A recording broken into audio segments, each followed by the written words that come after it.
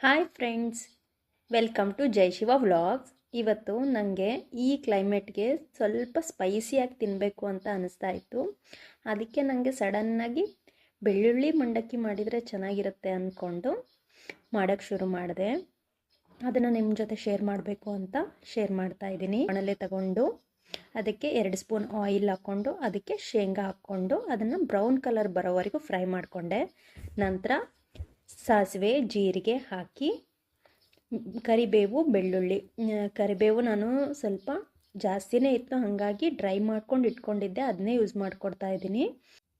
ನಂತರ ಖಾರದ ಪುಡಿ, ಅರಿಶಿನ ಪುಡಿ, ಉಪ್ಪು ಸೇರಿಸ್ಕೊಂಡು ಕಲಿಸ್ಬಿಟ್ಟು ಆಗ ಮಂಡಕ್ಕಿಯನ್ನು ಹಾಕ್ಕೊಂಡು ಚೆನ್ನಾಗಿ ಮಿಕ್ಸ್ ಮಾಡಿ 2ರಿಂದ 3 ನಿಮಿಷ ಮಾಡೋಕೆ ಇಟ್ಕೊಂಡೆ. ಅದು ಸ್ವಲ್ಪ ಕ್ರಿಸ್ಪಿ ಆದ ತಕ್ಷಣ ಇಳಿಸ್ಕೊಂಡು ಅದ್ರ ಜೊತೆಗೆ ಈರುಳ್ಳಿ ಹಾಗೂ ಕೊತ್ತಂಬರಿಯನ್ನು ಗಾರ್ನಿಷಿಗೆ ಅಂತ ಯೂಸ್ ಮಾಡಿಕೊಂಡು ತಿಂತಾ ಇದ್ದರೆ